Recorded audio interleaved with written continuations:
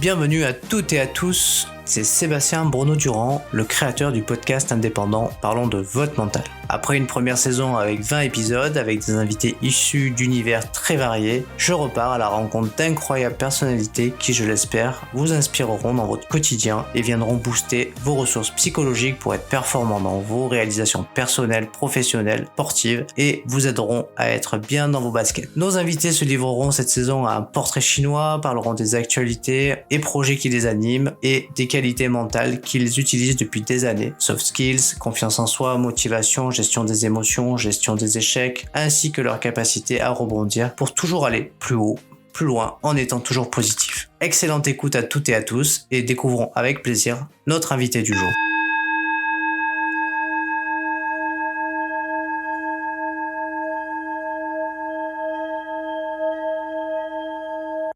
Bonjour à toutes et à tous sur un nouvel épisode consacré au mental.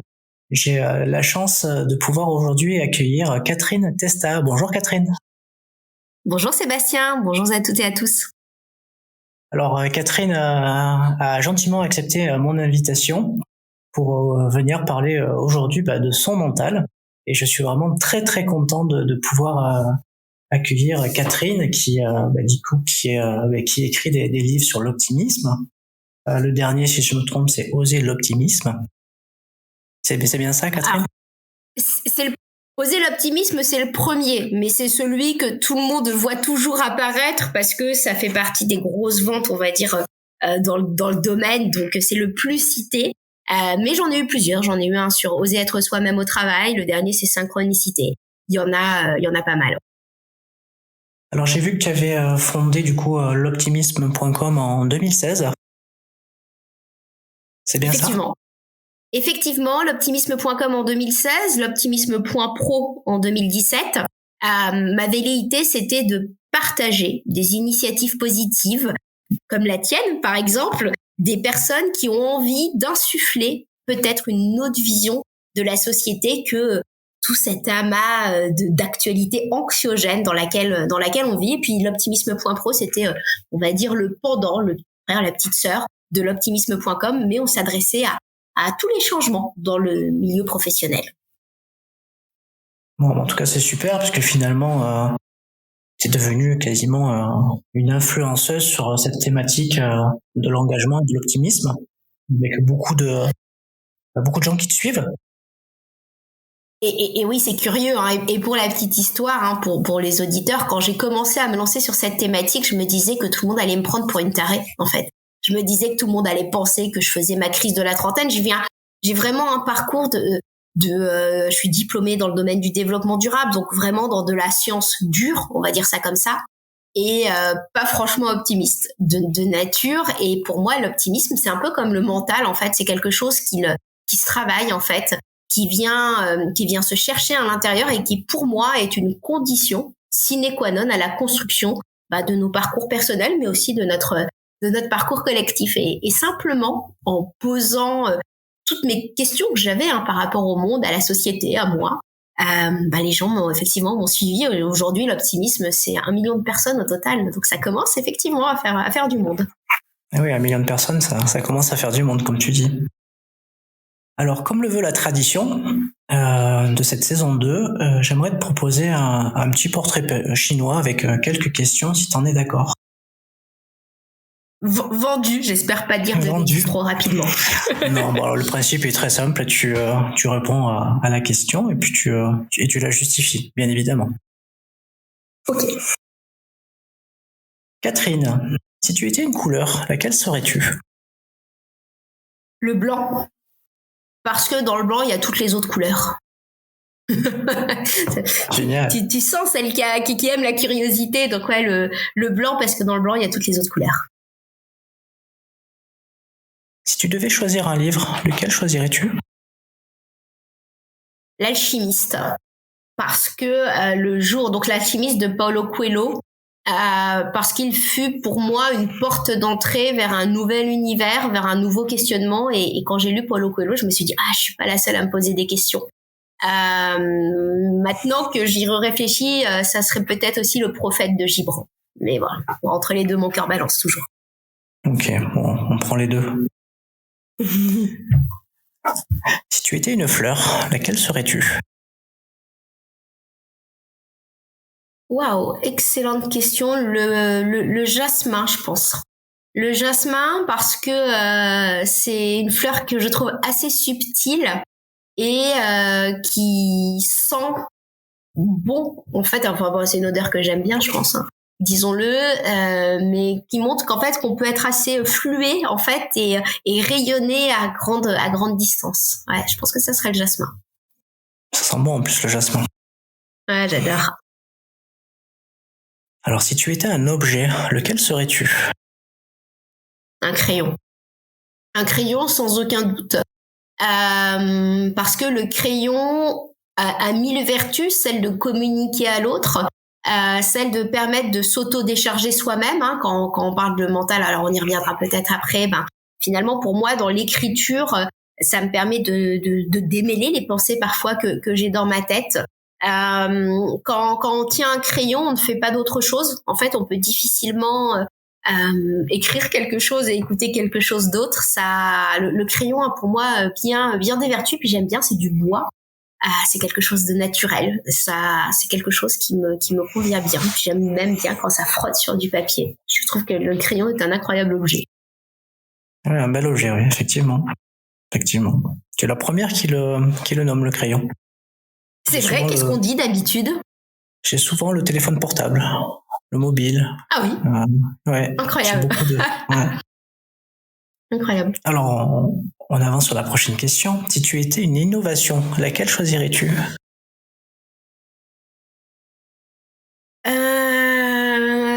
Je sais pas comment ça s'appelle, le graphophone. Je sais pas comment ça s'appelait quand c'est né. Tu sais, cet amplificateur de musique, tu sais, cette sorte de cylindre en cuivre ou je sais pas quoi c'est, qui te permet, quand tu avais un disque, un tourne-disque, tu sais, d'amplifier le son. Je crois beaucoup en fait à cette amplification à cette transformation parfois d'une pensée en son, hein, c'est ce que permet le crayon, mais aussi à cette transformation d'un disque en musique qui fait des notes. Je crois beaucoup au pouvoir de la musique et au pouvoir de la note. Donc ouais, je pense que ça serait ça comme innovation. Je crois que c'est une des plus belles innovations, celle que de permettre d'entendre. Bah oui, après c'est vrai que tout ce qui est auditif, hein, c'est comme j'expliquais, c'est la raison aussi pour laquelle j'ai choisi le podcast, pour actionner qu'un seul mode finalement, l'écoute. C'est important. Et c'est vrai que quand on est en podcast, moi aussi j'affectionne beaucoup la radio et le podcast parce que on s'adresse à l'âme des gens en fait. On vient pas divertir par comment ça s'appelle, par de la bougeotte, par de la gestuelle. On s'adresse au cœur, je crois,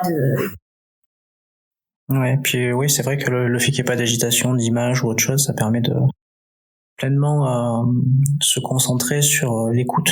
Et c'est important. Et écouter les autres aujourd'hui, c'est pas toujours facile. C'est pas quelque chose qui est donné à tout le monde finalement, d'être dans l'écoute de l'autre.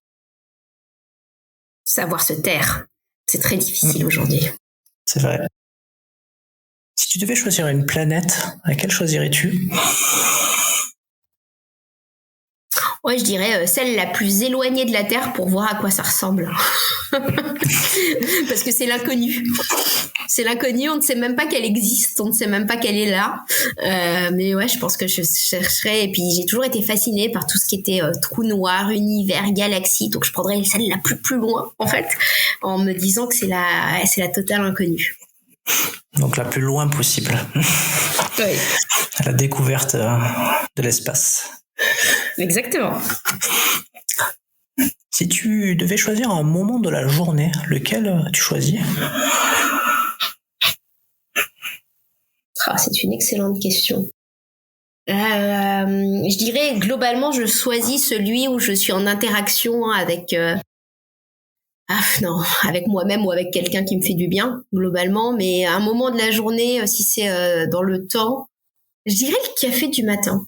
Parce que le café du matin, la journée, tout est possible, en fait. Quand on est au café du matin, il peut se passer 1000 choses dans une journée.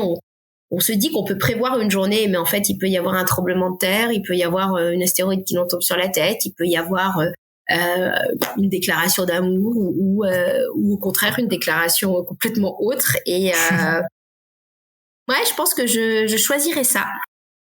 Bon, on va choisir plutôt la déclaration d'amour que l'astéroïde qui tombe sur la tête. Mais en fait, c'est surtout le démarrage, parce que le tout est possible, en fait. Et malgré nos prévisions, malgré ce qu'on a mis dans notre agenda, tout reste tout le temps possible. Et j'aime beaucoup enfin, tu t'en rends compte, hein, j'aime bien ce goût de l'infini comme de l'infini des possibilités. Oui, puis finalement, rien n'est figé au final. Exactement. Donc au café, on ne sait pas à quoi va ressembler notre journée. Si tu devais choisir un art, lequel choisirais-tu ? L'écriture. Mais ça va avec le crayon. Le crayon. Parce que ça va avec le crayon, en fait, l'écriture. Je crois beaucoup en la force des mots. Je crois, globalement, hein, disons-le, je crois beaucoup à l'art.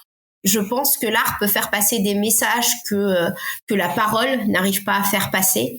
L'art peut transmettre des émotions. L'artiste est probablement la personne la plus libre aujourd'hui et surtout demain, parce qu'il réussira à continuer à parfois de façon subtile passer des messages tantôt engagés, tantôt transmettre des émotions, en fait. Donc je crois en l'art en général. Moi, le mien, celui que j'affectionne, ça va être l'écriture. Après, j'ai beaucoup d'admiration pour la peinture aussi, et pour la mélodie. Mais vraiment, c'est très difficile comme question. Ah, mais en tout cas, l'écriture, c'est un art, comme tu dis.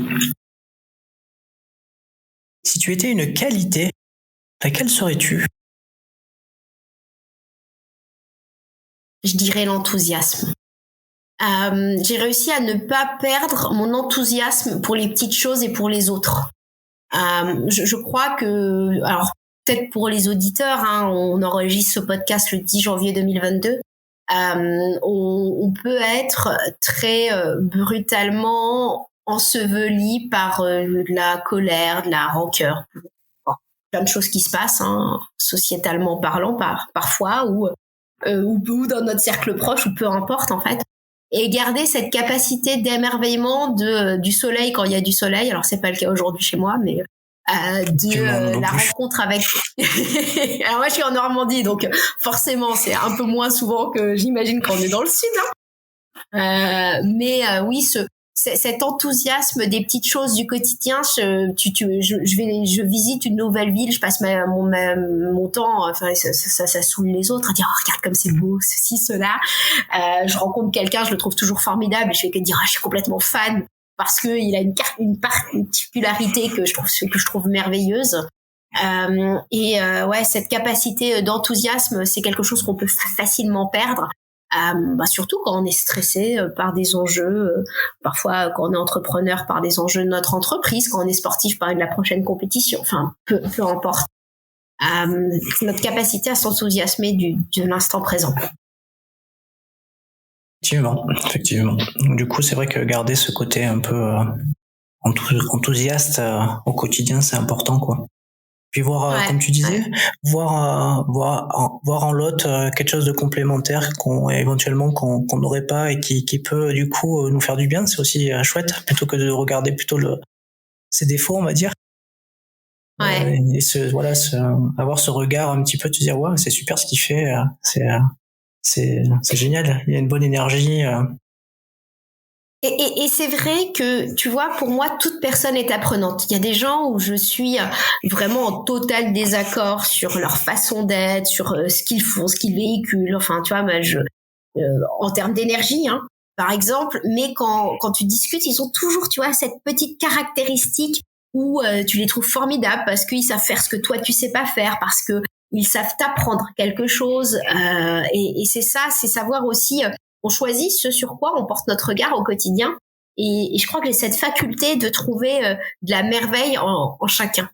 Et ça, je suis contente de ne pas l'avoir perdu, parce que quand tu viens du domaine du développement durable, tu peux être très, très désespéré. Quand tu as un média aussi, quand tu reçois la souffrance de beaucoup de personnes, parce que tu t'appelles l'optimisme, alors forcément, on s'adresse à toi en te disant que ça ne va pas, souvent. et ben tu peux très vite perdre ce goût de la société. Tu peux être effrayé par plein de choses et je crois que jamais moi à chaque fin de journée je suis quasiment capable de dire que je me suis émerveillée de quelque chose. Et ça c'est un choix. Ah oui, c'est vrai, c'est un choix. On fait le choix on va dire, de se focaliser sur les choses positives ou les choses, on va dire, plus moins sympas. C'est vrai, c'est un choix. Exactement. Si tu étais un mot, lequel tu choisis?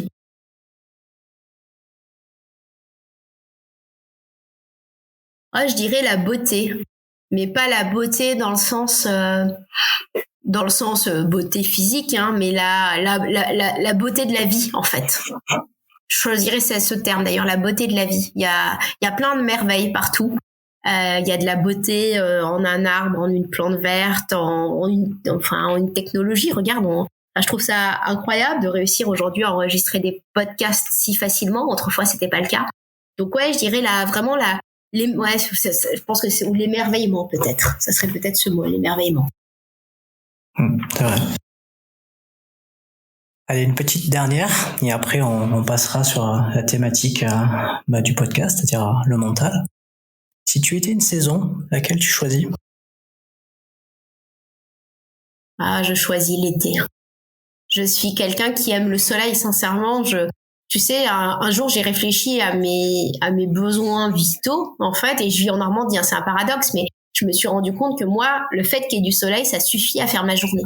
Je suis heureuse qu'il y ait du soleil. Peut-être parce que je viens de la Normandie, en l'occurrence, mais j'aime l'été pour la chaleur, j'aime l'été pour alors que je suis pas du tout du type à aller à la plage, hein, c'est pas du tout mon délire, mais ouais, la beauté d'un ciel bleu, je trouve qu'il y a rien de plus beau. Après chaque saison a sa fonction et je le comprends bien, mais les autres saisons me permettent d'apprécier encore mieux l'été, surtout à 10 janvier. C'est vrai, quand il fait froid et qu'on n'a pas de soleil, c'est vrai qu'on se rend compte vite que c'est quelque chose qui nous manque et dont on a besoin. Ouais. Et moi, enfin, tu peux me mettre dehors au soleil à écrire, par exemple. T'es sûr que j'oublie tout le reste, en fait. J'oublie de manger, j'oublie de répondre à mes emails. Enfin, tu vois, je peux très facilement me laisser happer juste par le soleil. Comme j'ai souvent donné cette métaphore, j'ai l'impression d'être un peu, tu sais, comme un panneau photovoltaïque. Je me recharge au soleil. Ah oui, mais beaucoup, je pense. Je pense que les gens qui habitent dans le sud, souvent, quand ils se retrouvent à aller devoir changer de région, parfois ils sont obligés de faire des cures de lumière pour pouvoir qui sont en manque en fait. Mais je me suis aussi acheté un petit, je sais plus comment ça s'appelle, un truc de luminothérapie. J'avoue que je le fais pas assez souvent, mais je prends de la vitamine D. Oui, c'est important. Il paraît que, je crois que c'est 70% de la population, je sais pas, mais un gros chiffre en hiver, on en a besoin parce qu'on en synthétise tout simplement pas assez. En fait. Donc, ouais, c'est ça. Pour la première fois de ma vie, cet hiver, j'en ai pris et j'ai l'impression d'être en bonne forme, tu vois. Je sais pas s'il y a une relation de cause à effet. Bon, on va passer de la vitamine D à la vitamine du mental, si t'es d'accord. Vendu. On va revenir un petit peu sur ton parcours. Avec le recul maintenant, il t'inspire quoi ton parcours? Beaucoup de surprises. Je crois que jamais je n'aurais imaginé un quart du dixième de ce qu'il a pu se passer en 6 ans maintenant, enfin 5 ans. J'aurais pas pu me le figurer en fait, ni dans le bien ni dans le mal en fait, tu vois, ni dans les effets positifs ni dans les effets négatifs en fait. On n'est jamais prêt. Moi, donc peut-être pour les auditeurs, j'ai un parcours entrepreneurial du coup. Je me suis lancée sans faire aucune levée de fonds, tu vois. Je voulais vraiment un projet qui appartienne à l'équipe en vrai. J'ai découvert tellement de choses, hein. J'ai découvert ce qu'était de la comptabilité, ce qu'était de la fiscalité, j'ai découvert ce qu'était du marketing, enfin même si j'avais quelques éléments sur tout ça, j'ai énormément appris, donc et je me suis rendu compte à quel point tout était beaucoup plus complexe que ce qu'il n'y paraissait, et tout était aussi paradoxalement beaucoup plus simple que ce qu'il n'y paraissait, mais tout était lié en fait. Qui on est nous, façonne en fait le projet qu'on va mener dans la vie, qui sont les gens qui travaillent sur ce projet va le façonner aussi. Et c'est une incroyable zone d'expérience. Oui, c'est un peu finalement c'est un peu comme mettre au monde un enfant. Finalement, on est dans l'apprentissage constamment. On est dans l'apprentissage et c'est curieux parce qu'on est aussi dans l'apprentissage de soi-même en fait. On se découvre des capacités, on se découvre aussi des faiblesses. Quand on est entrepreneur, on doit faire beaucoup plus de choix probablement que quand on est dans des parcours un peu plus linéaires dans une entreprise. Je pense qu'on est aussi beaucoup plus quand on passe dans le monde de l'entrepreneuriat, on est beaucoup plus on va dire empathique envers celui qui se lance ou celui qui ne se lance pas. D'ailleurs, je fais surtout pas d'injonction à se lancer dans l'entrepreneuriat. Il y a une sorte de spéculation, genre c'est trop génial de devenir entrepreneur. Beaucoup d'entrepreneurs se disent qu'est-ce que c'est cool le salariat aussi. Donc vraiment cette notion de on apprend, en fait on se développe. Ouais, c'est vrai que c'est un moyen aussi, oui, de se découvrir, comme tu dis, parce que du coup, l'entrepreneuriat, c'est de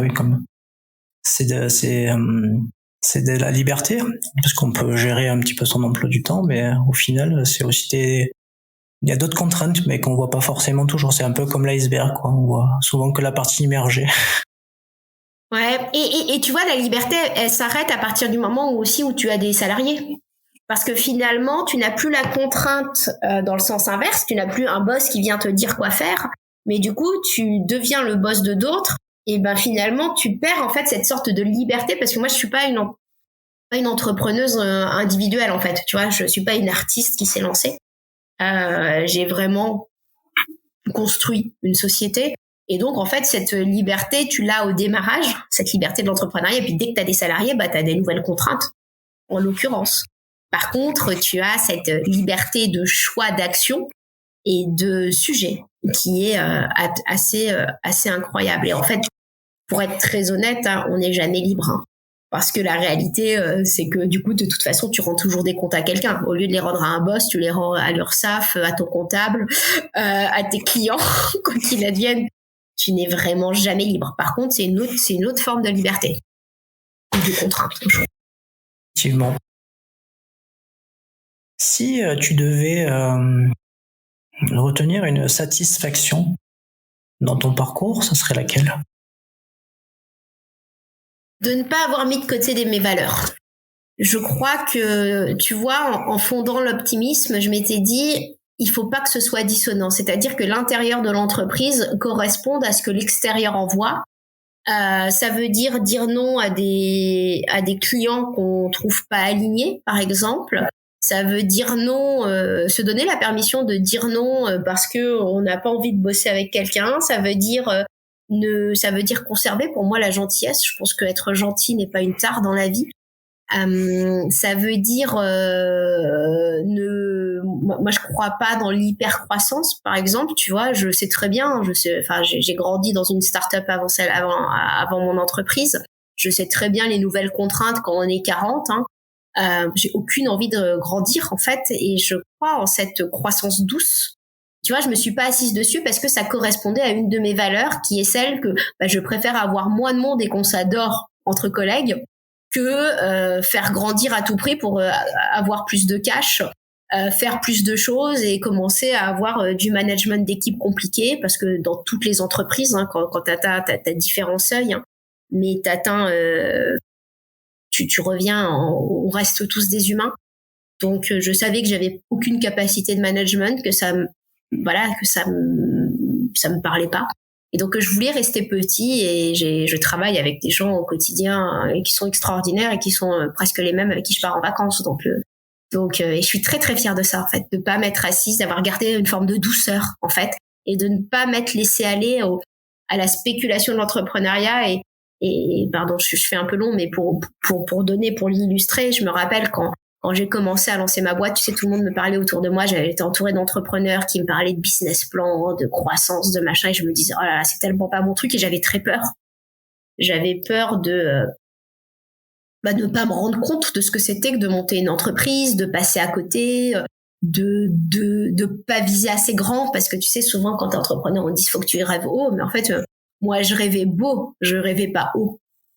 C'est très différent et je suis contente parce que tu vois, en ayant fait différemment, on atteint certains objectifs et en préservant à tout prix notre santé mentale. Oui, ce que tu dis qui est très important, c'est que tu restes aligné avec tes valeurs, en fait. Complètement. Et c'est difficile parce que tu sais, sur 5 ans d'entrepreneuriat, quand tu es dans l'entrepreneuriat entre guillemets successful, on te fait plein de propositions, en fait, permanence et savoir dire non parce que ça te correspond pas. Quand t'as la pression parfois un peu extérieure où tu te dis oh là là je dis non à ça alors que c'est cool, moi j'ai dit non à des émissions TV, j'ai dit non à tout un tas de trucs qui font fantasmer beaucoup de personnes, mais moi ça me correspondait pas, c'était pas pour Catherine, c'était pas pour l'Optimisme, c'était pas pour l'équipe. J'ai une équipe plutôt qui en a rien à foutre d'être visible ou pas, tu vois, et ça j'ai réussi à préserver, en fait, à créer un vrai équilibre, et c'est une vraie source de fierté, hein. Bon, mais c'est chouette. Je vais te poser une question que je pose souvent et tu vas me dire si elle te fait écho. La question c'est, est-ce que la phrase « rendre possible l'impossible », ça te parle? Bien sûr que ça me parle, mais surtout je ne crois que rien, sauf que je ne crois pas à l'impossible. En fait, la phrase me parle, sauf qu'elle n'a pas de sens parce que l'impossible dans ma vision des choses n'existe pas. Il faut savoir que, peut-être aussi pour revenir un peu en arrière, je suis diplômée en physique-chimie et passionnée par la physique quantique. Dans la physique quantique, on t'explique, factuellement avec des équations mathématiques, que tout est dans le temps, tout est une infinité de possibilités, en fait. Et que celle qui va exister, c'est celle que tu vas rendre possible, en fait. C'est celle vers laquelle à laquelle tu vas donner de l'énergie. Et tu vois, cette philosophie de la physique quantique m'a toujours expliqué, en fait, quand je faisais mes études à 21 ans, par exemple, que tout était possible en parallèle, en fait. Et donc, que la seule existence, c'était celle qu'on allait matérialiser. Et donc, finalement, la notion d'impossible n'existe pas. Donc, la phrase me fait écho, mais comme je ne crois pas à l'impossible, ça me pose, elle est dissonante. Bon, bah, écoute, en tout cas, amener une réponse par le biais de la physique quantique, c'est génial. On m'avait jamais fait cette réponse. Du coup, je ne peux plus poser cette question grâce à toi, puisque finalement, la science vient de prouver que rien n'est impossible. Pardon, c'est plutôt mon interprétation de la science, hein. Il y a de l'interprétation derrière. Donc continue à la poser parce que je pense qu'elle est très intéressante, parce que souvent je pense qu'on va t'y répondre par le biais de on me disait que c'est impossible, etc., etc. Oui, on a souvent comme réponse que on nous a martelé que c'était impossible, mais finalement la détermination des gens à croire en ce possible a fait qu'ils l'ont rendu possible, quoi. Exactement. Le mental, si tu devais poser une définition sur ce mot, quelle serait ta propre définition?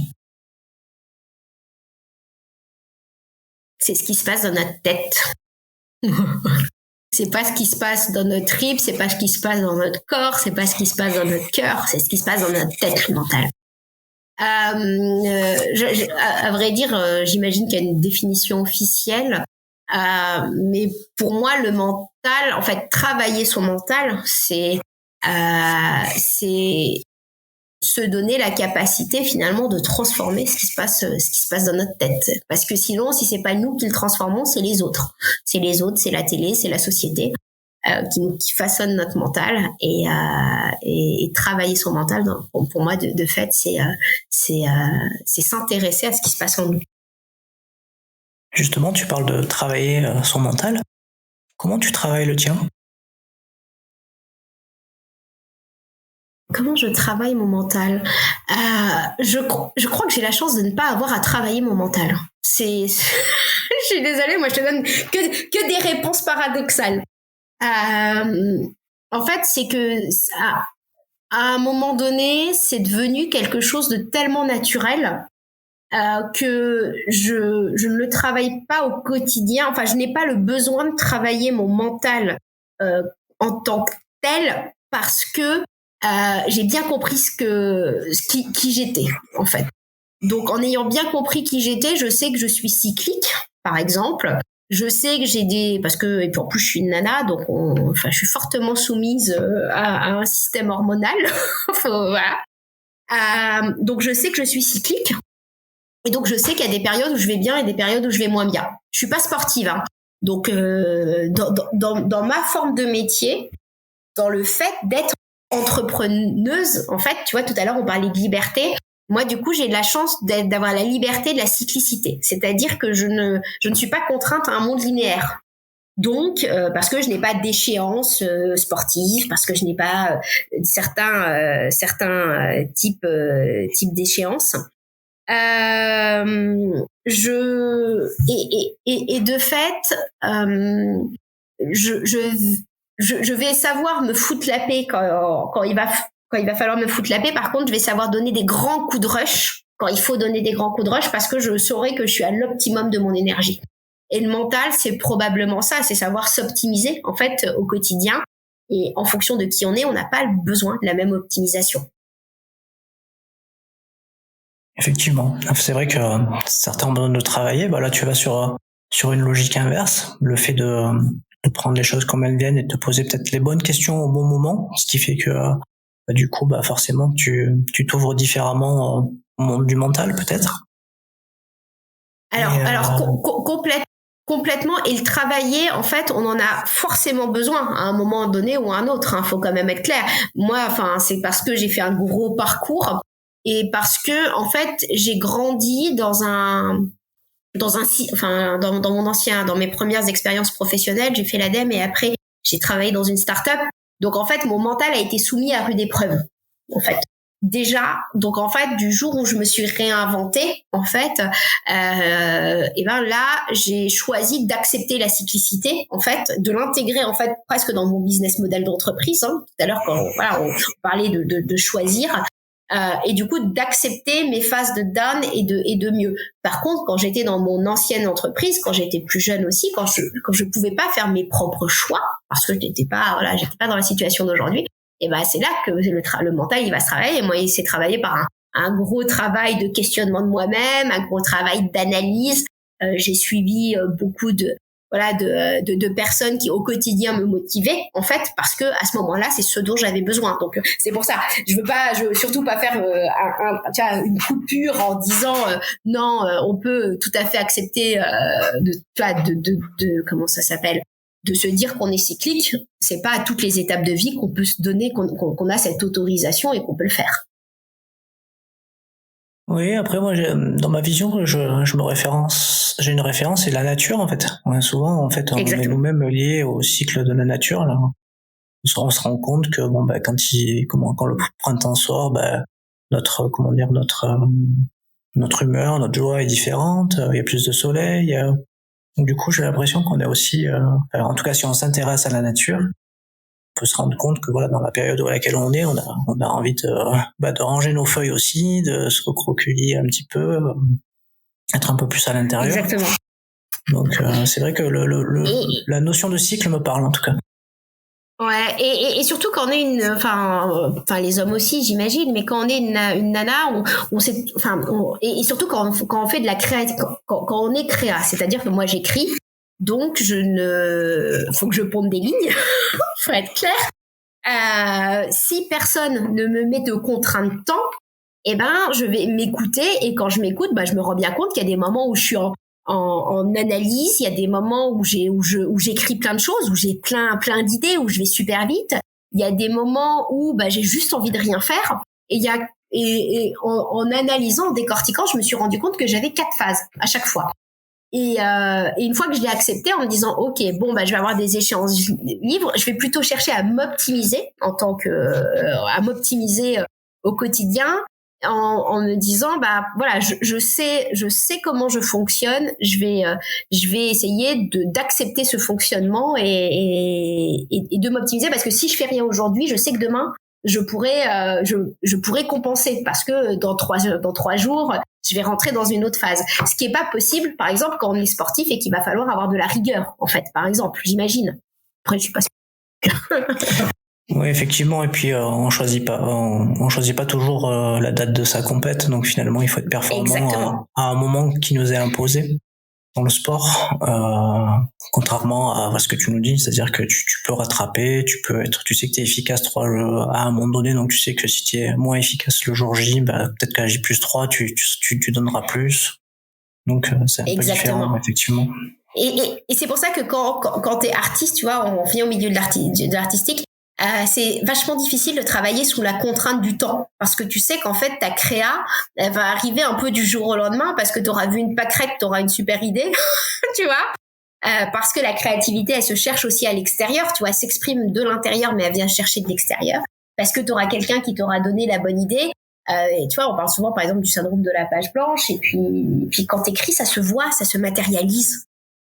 Et ça, c'est ça que m'a appris notamment le travail d'écriture, c'est de me dire, mais ouais, je suis complètement cyclique, et d'être OK avec ça. Et ça peut rassurer aussi pour tous ceux qui nous écoutent, qui réfléchissent à leur mental par rapport à l'entrepreneuriat. On culpabilise très souvent, tu sais, de ne pas être performant sur un instant T. Ouais, alors oui, ça vient chercher du mental, mais quand on sait qu'on le sera plus sur un instant T plus sain, je trouve que c'est assez rassurant. Ouais, je comprends. En tout cas, c'est même, tu vois, dans la création d'un podcast, il y a quand même un côté assez créatif, dans le sens où quand t'as envie de vraiment de le mener de A à Z et de pas forcément déléguer certaines choses et de tout faire par toi-même. Il y a quand même cette phase aussi de savoir qui t'as envie d'inviter, qui sont les gens qui t'inspirent et qui finalement tu vas créer le podcast, donc du coup tu vas réaliser l'interview, mais finalement ils te font cheminer dans leur univers, et en cheminant dans leur univers, finalement ça peut être inspirant, ça peut aussi te remettre en question sur certaines choses que tu aurais pu aussi penser, tu peux avoir d'autres convictions, mais ça peut t'amener à la réflexion si t'es assez ouvert. Et ça peut aussi t'inviter à aller finalement trouver des invités qui vont peut-être aller dans le sens inverse, ou qui vont explorer cette dimension de manière différente. C'est ça. Et c'est ça qui te fait aussi avancer. Parfois, moi, j'étais très, très anxieuse à l'idée autrefois d'écrire, par exemple, parce que je me disais toujours, ou même de répondre à des interviews, je me disais, oh là là, je pose dans le temps quelque chose, peut-être que je serais complètement en désaccord avec moi-même dans 5 ans, parce que je ne maîtrise pas encore tous les tenants et les aboutissants. Et pareil, c'est aussi cette idée de savoir qu'on est en chemin, qui est très, très important. Ça me fait écho à Jean-Christophe Seznec, un invité, un psychiatre de renom que j'ai interviewé il y a pas si longtemps, et qui me disait que il pensait jamais qu'il écrirait autant de livres, parce que quand il a passé le bac, en fait, il avait eu une très mauvaise note, et que finalement, il s'est lancé, il a écrit, et puis aujourd'hui, voilà, il en est à plus de 10 ouvrages. Et du coup, ça me fait penser un peu à ça, et que du coup, son côté créatif, il a livré dans l'écriture, mais personne n'aurait pensé au départ qu'il serait capable de le faire, en fait. C'est ça, et je pense que on est tous surpris de nos propres parcours, enfin qui qu'on soit d'ailleurs. On peut pas se figurer ce qui va arriver. Tout à l'heure je parlais de la métaphore de la tasse de café le matin, mais c'est la même métaphore de la vie. Effectivement. Alors je vais te poser une question qui va certainement t'enthousiasmer, puisque la question c'est: est-ce que l'enthousiasme est primordial pour le mental? Je crois que l'enthousiasme, c'est ce qui nous met en vie, en fait. C'est ce qui nous anime, c'est ce qui anime notre âme. S'il y a plus d'enthousiasme, si on vit dans une ère de scénario catastrophe, en faisant du développement durable, c'est un peu dans quoi on est véhiculé au quotidien. C'est un peu pour ça en plus que j'ai fait l'optimisme. En fait, il y a plus de goût de la vie, en l'occurrence, alors qu'on a la chance d'être en vie. Et c'est pour ça que pour moi, l'enthousiasme, c'est un des fondements d'énergie qu'il nous faut absolument conserver. Et c'est pour ça que je suis toujours très très inquiète quand je vois qu'on qu'on vit a l'air des scénarios catastrophes, que dès qu'on parle de quelque chose avec enthousiasme, on nous dit qu'on n'est pas réaliste. Enfin, donc ouais, j'en suis convaincue. Alors, c'est vrai que si t'as le cœur à regarder les chaînes d'infos et à les regarder à 13h ou à 20h, c'est sûr que le quotidien n'est pas très réjouissant quand on regarde la télé. Vaut mieux s'en abstenir, je crois, parfois. C'est pareil, c'est un choix. C'est comment ça s'appelle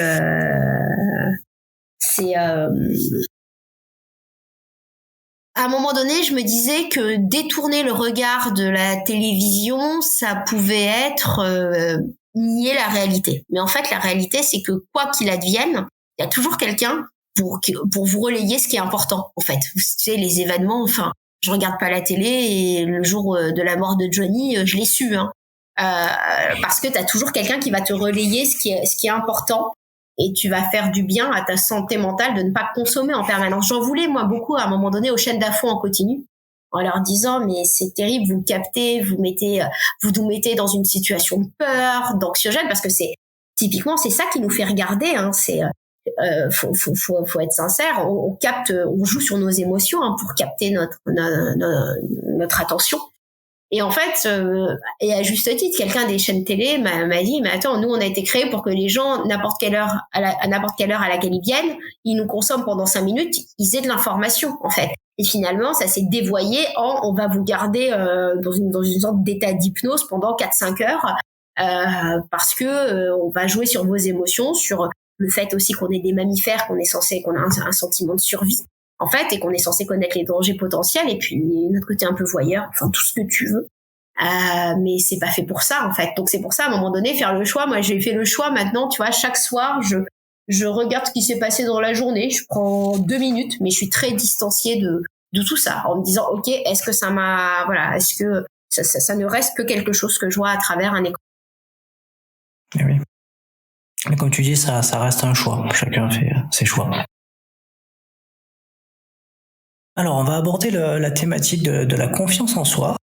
Et la question que j'ai envie de te poser, c'est déjà est-ce que tu as confiance en toi? Et 2, comment tu as construit ta confiance si la réponse est positive? Alors, je dirais que j'ai pas confiance en moi dans tous les domaines. J'ai plutôt confiance en moi parce que le temps m'a donné confiance en moi. Je crois que c'est aussi ça, hein, la réalité. Je viens pas d'une famille, tu vois, où mes parents m'ont dit sans arrêt que j'étais la meilleure, que j'étais extraordinaire, que j'allais pouvoir, tu vois, tout réussir dans la vie. Je viens pas d'une famille comme ça du tout. Du coup, ma confiance, elle s'est bâtie en explorant, en me rendant compte que finalement, mon cerveau plaisait à d'autres cerveaux, par exemple, que j'étais capable d'entreprendre, que j'étais capable de bricoler, que j'étais capable de jardiner, en fait. Et je pense que c'est comme tous les sujets. Par exemple, le jardinage, moi, pendant longtemps, j'ai dit que j'avais pas la main verte. J'étais persuadée que tu mettais une plante, t'étais sûre que je la faisais crever. Jusqu'au jour où j'ai lu, et ça, je crois que c'est intéressant, cette anecdote, où j'ai lu quelqu'un qui disait une sorte de phrase qui disait qu'en fait, les plantes, elles émettent des signaux de stress aux autres plantes quand elles sont stressées. Et là, je me suis dit, merde, une plante, c'est un organisme vivant. C'était il y a une dizaine d'années, ça. Et là, je me suis rendu compte que la plante, elle avait pas demandé à venir chez moi. Qu'en fait, elle pouvait pas me dire, je veux me barrer, tu prends pas soin de moi, et j'ai pas des petites pattes qui me permettent d'aller sur le balcon d'à côté. Et là, j'ai repris ma propre responsabilité, en fait, face au jardinage, parce que les plantes, de temps en temps, on t'en offre, hein, de toute façon. Et là, j'ai regardé sur Internet comment bien arroser la fleur que j'avais. Et en fait, c'est comme tous les sujets, on ne naît pas, jardinier dans l'âme. On apprend à créer de l'empathie avec sa plante verte, et on apprend à aller regarder un tuto sur YouTube qui dit non mais attends, faut pas l'arroser tous les 3 jours, ça s'arrose une fois par semaine, et personne ne fait on peut toujours faire mourir des plantes sans le faire exprès, évidemment, parce que on n'a pas appris le bon dosage, etc., mais c'est comme tout, c'est un apprentissage en fait. Plus on fera attention à la plante, plus on arrivera finalement à, entre guillemets, avoir la main verte. Et c'est comme tous les autres sujets, c'est une question d'apprentissage. Et ça, je trouve que c'est la même chose avec Je sais pas si on est stressé par rapport au couple amoureux. Moi, je me rappelle quand j'étais ado, mon meilleur pote qui me dit tu sais moi comment j'ai gagné confiance en moi avec les filles. À un moment donné, j'avais 16 ans, j'ai été déclarer ma flamme à toutes les nanas de ma classe. Je me suis pris 15 râteaux, j'ai appris ce que c'était que de se prendre un râteau. Voilà. Et du coup, j'ai accepté l'échec. Et puis, il y en avait qui avaient été positives, tu vois. Et j'avais trouvé ça incroyable pour un gamin de 16 ans d'utiliser cette technique. Mais finalement, ça faisait qu'après, il avait plus jamais eu de peur du rejet, alors que voilà, il pouvait avoir des blessures personnelles. Donc, tout est pour moi question d'apprentissage en réalité. Effectivement, c'est intéressant cette petite anecdote. Parce que finalement, il s'est autorisé à se prendre des vents. C'est ça. Et au moins, il avait des réponses finalement. Exactement. Et puis il s'était dit, de toute façon, il avait misé sur plein de pions en même temps. Tu vois, c'est un truc d'ado, mais je trouve ça hyper intéressant. Et tu vois, moi, dans l'entreprise, nous, on expérimente. C'est-à-dire que plutôt que théoriser, on va essayer. Tu vois, on va essayer. On fait en permanence ce qu'on appelle du test and learn. Et puis, si tu regardes dans mon projet, si tu me demandes, je ne vois aucun échec cuisant dans le projet de l'optimisme. Par contre, y a des trucs auxquels on a dit stop parce qu'on s'est dit que ça nous prenait trop de temps, que finalement c'était pas le bon timing. Mais pour moi, ça a toujours été de l'exploration en fait. Pour la confiance en soi, je donne peut-être toujours cette petite astuce. Au lieu de se dire que au lieu de me dire que je vais forcément réussir, surtout quand c'est quelque chose de très prospectiviste, hein, ça s'applique vraiment plutôt au monde du travail qu'au monde du sport, par exemple. Je me suis toujours dit que je vais voir si j'étais capable d'eux.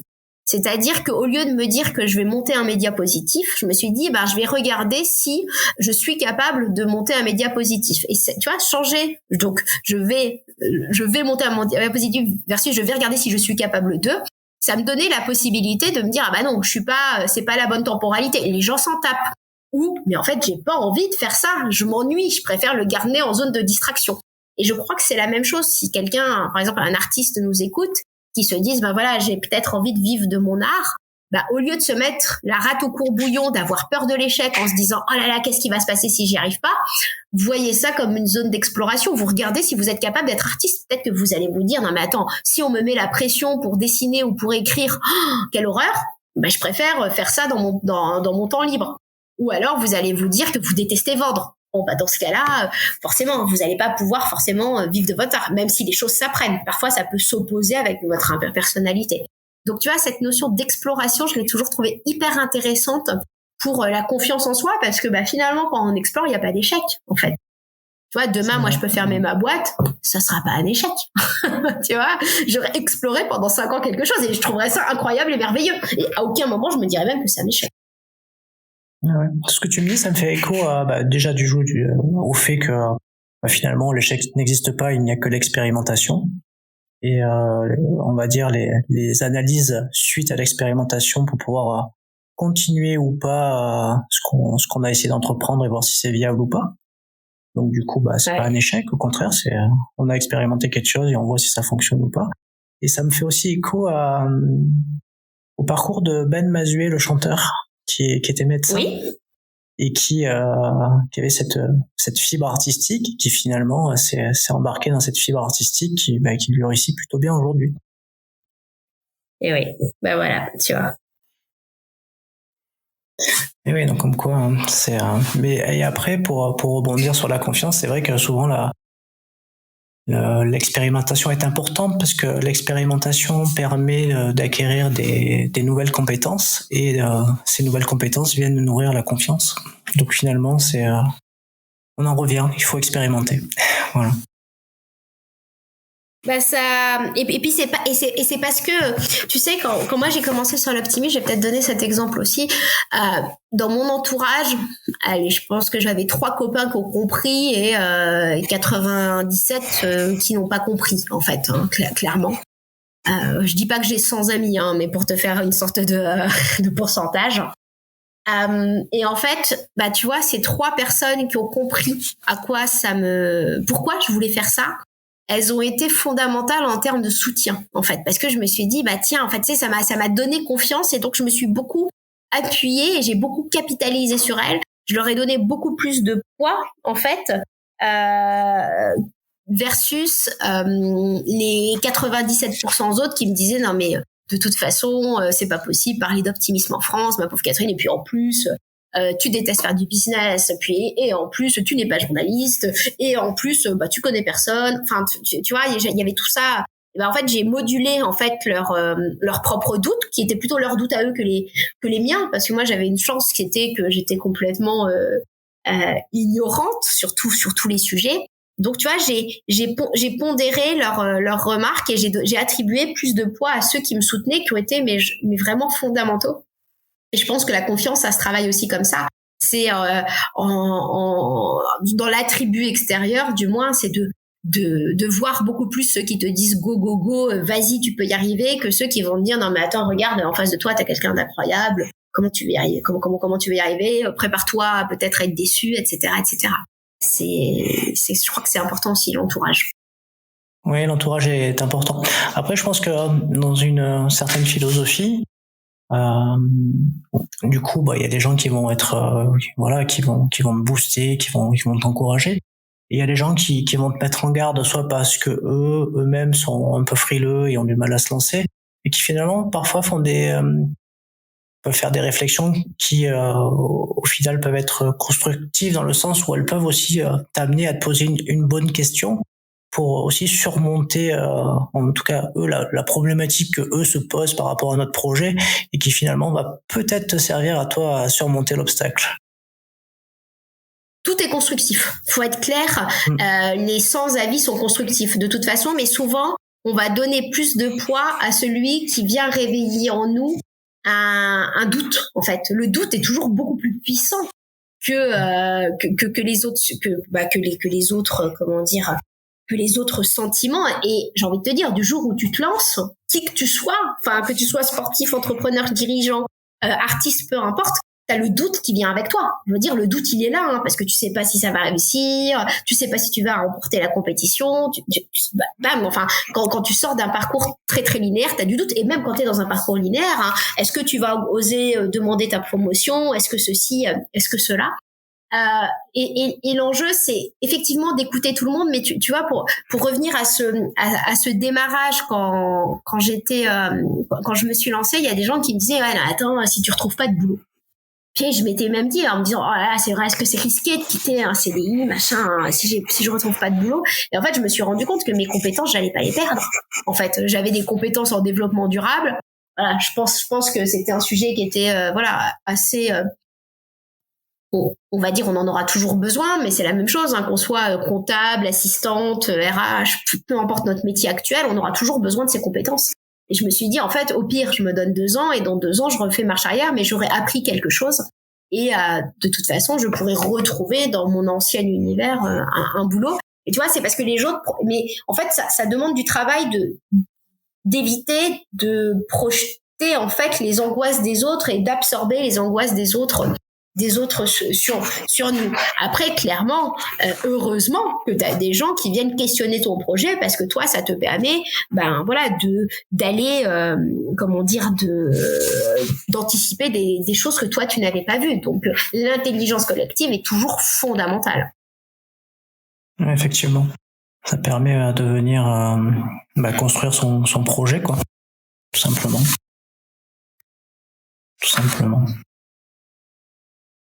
Alors, dans ta vie d'entrepreneuse et dans ton parcours avant l'entreprise, est-ce que tu as déjà été confronté, à du stress ou à de la pression? Oh oui. Mais tu sais, en fait, moi, j'ai toujours bossé dans des entreprises en croissance. Donc, quand tu es dans une entreprise en croissance, tu as tout qui se réinvente en permanence. Donc, finalement, tu es toujours en zone d'instabilité. Et donc, c'est fatigant. C'est-à-dire que, tu sais, j'ai jamais été dans ce qu'on appelle du business as usual. J'ai toujours été dans du développement. Donc, dans du développement, tu as toujours des enjeux qui sont des enjeux financiers, en fait, pour l'entreprise. Mais aussi, tu as toujours l'enjeu de proposer un produit qui correspond aux attentes de l'autre. Donc, c'est des environnements stressants en permanence. Mais j'avais cette capacité, j'en parlais tout à l'heure, cette capacité probablement d'aimer le sujet sur lequel je travaillais. Donc ça me faisait tolérer cette pression. Après, la pression, c'était moi qui me la mettais. En réalité, j'étais la plus difficile avec moi-même en permanence. C'était pas mon ancien patron, c'était pas mes équipes, c'était pas mes collègues, c'était vraiment moi-même en fait. J'avais envie que ça marche en fait. Et donc du coup ma question qui suit, donc du coup puisque tu réponds par la positive, comment tu faisais pour la gérer? Vivre l'instant présent. C'est-à-dire que, tu vois, je fais partie de ces personnes qui ont une chance, c'est-à-dire que j'ai compris très vite que ça ne servait à rien en m'endormant de repenser à ma journée. C'est-à-dire que ça ne servait à rien le soir en dormant de repenser à ce que j'aurais dû dire à ce collègue, à ce client, ou à ce que j'aurais dû faire. Donc, j'ai toujours eu cette capacité de scinder ce qui était du monde de l'entreprise et ce qui était de ma vie à moi. Ça te demande, tout à l'heure on disait comment on travaille le mental, ça te demande un exercice, parce que parfois, quand tu vis une rupture amoureuse, tu n'as envie que de penser à ça. Quand tu vis un échec professionnel, tu n'as que envie de penser à ça. Par contre, je me rappelle d'un mot qu'un jour m'avait dit un copain de lycée. Il m'avait dit, j'étais très très très stressée à l'époque. J'étais une grande anxieuse des contrôles. L'évaluation, ça me met en zone de panique totale. Vraiment, c'est pour ça que j'aurais beaucoup beaucoup de mal à être une sportive, tu sais, qui est évaluée sur un temps court. Je trouve ça, il faut un mental de dingue pour réussir à faire ça. Moi, c'est pas du tout dans ma composante. En plus, j'ai pas du tout le goût de la performance, donc c'est pas du tout dans ma personnalité. Et donc, j'étais très très angoissée par mes contrôles. Et je me rappelle d'un copain qui m'a dit, tu vois, Catherine, quoi qu'il advienne, ce soir, tu redors dans ton lit. Tu redors au même endroit. Et tu vois, tout ça, c'est une phrase qui m'a dit, je sais pas, je devais être en seconde. C'est quelque chose qui m'est toujours resté, c'est-à-dire que tous les jours d'énormes stress, comme on peut en vivre dans son travail, dans sa vie perso, je me suis toujours dit, t'en fais pas, ce soir, tu redors au même endroit. Tu vois, c'est juste un laps de temps à passer jusqu'à la fin de la journée. Et quoi qu'il se soit passé, ce soir, tu te recouches dans le même lit. Et déjà, faut avoir la chance d'avoir un toit stable. Mais tu vois, cette phrase, c'est quelque chose qui m'a toujours aidée. De savoir que le soir, je me recouchais au même endroit. Comme quoi, un conseil d'un gamin de seconde. Oui, finalement, ça renvoie à la notion de safe place. C'est-à-dire, quelque part, on sort de chez soi, notre chez soi, c'est notre zone de confort et on va dehors. Si c'est un genre de contrôle, finalement, on est un peu dans l'inconfort de savoir comment ça va se passer. Mais au final, on sait qu'on rentre chez soi, donc dans son safe place, on se sent bien et du coup, je pense que ça a dû avoir un peu cet effet-là sur toi. C'est possible, mais tu vois, sans jamais avoir théorisé. Oui, tout à fait. C'est ça qui est drôle.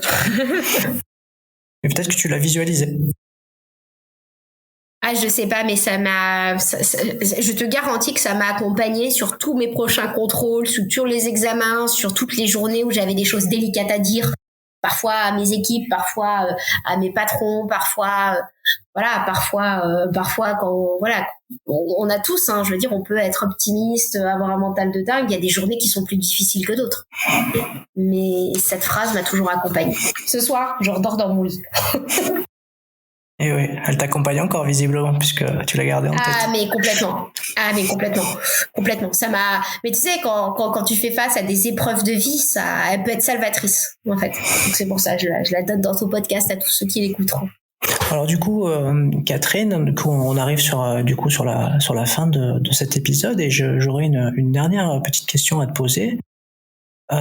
Qui a trait à la détermination. Et cette question, c'est: est-ce que tu penses que pour avoir une force mentale, il ne faut rien lâcher? Waouh, c'est complexe comme question. Alors déjà, c'est quoi la force? Moi, je crois déjà en la douceur.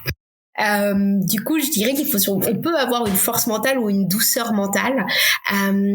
Et est-ce qu'il ne faut rien lâcher? C'est une bonne question parce que je crois que dans la vie, il faut toujours lâcher des trucs à un moment donné. Faut faire les bons choix, par exemple. Par contre, il faut pas lâcher ce qui nous fait vibrer, en fait. Mais à mon avis, ça vient chercher une question, c'est quoi notre société? Aujourd'hui, on est dans une société où on veut tout de suite. C'est-à-dire que quand t'envoies un message à quelqu'un, dès que tu vois les 2 petits sigles bleus apparaître comme quoi il a lu le message, on veut tout de suite qu'il nous réponde et on hurle parce qu'il nous a pas répondu tout de suite. Quand on entreprend, on veut presque avoir nos premiers clients, voire même d'avoir lancé le business. Quand on va à une compétition, on veut absolument la gagner parce qu'on est presque aujourd'hui devenus des enfants capricieux, en fait. On veut tout de suite. Pour moi, la force mentale, comme tu dis, ou la douceur mentale, c'est comprendre que dans le temps, peut-être qu'aujourd'hui, tu ne gagnes pas cette compétition, mais que ça te permet de t'entraîner et que dans 10 ans, cette compétition, tu la gagneras. Peut-être que ton projet à horizon 2 ans, ça fera pas grand-chose, mais que dans 15 ans, il sera incroyable, en fait. Et je crois qu'il faut aussi, dans la force mentale ou dans la douceur mentale, se repositionner par rapport au temps. En se disant, si quelque chose n'arrive pas tout de suite, c'est peut-être qu'il arrivera dans 15 ans, dans 20 ans. Et moi, par exemple, avec l'optimisme, ce qui se passe à horizon 1, 2, 3 ans, mais je m'en tape, en fait. Je vois un projet à horizon 15, 20 ans, en fait. Donc, c'est toujours notre rapport qu'on a au temps, notre rapport qu'on a probablement à l'échec. Et quand on a quelque chose qui nous tient à cœur, en fait, il faut accepter juste que on doit parfois réitérer et que les choses n'arrivent jamais forcément tout le temps et assez rarement d'ailleurs dans le temps. Outre chance absolument incroyable, hein, il y a toujours eu des échecs avant d'avoir des réussites. Donc je dirais que c'est ça pour moi la force mentale, comprendre le temps long. Oui, tu parles d'échecs et de réussite, mais je crois que quand on regarde le parcours de nombreux gens qui ont réussi, ils ont aussi beaucoup échoué avant de réussir. Et comme on disait tout à l'heure, ils n'ont pas forcément échoué, ils ont expérimenté pour mieux réussir à atteindre l'objectif qui s'était fixé. Complètement. Alors Catherine, écoute, je te remercie. On a passé quasiment 1 heure, voire un petit peu plus d'1 heure ensemble à répondre aux questions parlons de ton mental finalement, parce qu'aujourd'hui le podcast parlant de votre mental, mais aujourd'hui c'était consacré vraiment au tien. Ça a été vraiment d'une richesse incroyable. Je te remercie énormément. Je sais que tu as une petite actualité. Je sais que tu viens de sortir un nouveau livre, donc peut-être que tu pourrais nous en dire un petit mot éventuellement. Oui, alors déjà, je te remercier peut-être au démarrage pour l'invitation. C'est vrai que c'est un sujet que j'aborde assez rarement, le mental. Mais c'était très intéressant, même pour moi, d'y réfléchir. En fait, je crois beaucoup dans l'apprentissage dans les 2 sens, en plus de répondre aux questions, évidemment. Oui, j'ai sorti un nouveau livre qui s'appelle Synchronicité.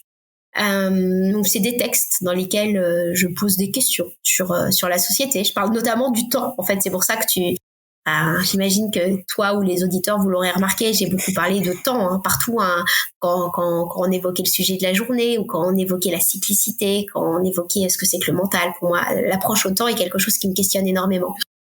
Donc je parle du temps, du lien à l'autre, de la vision que les autres ont de notre réussite ou pas, donc du poids de l'illusion.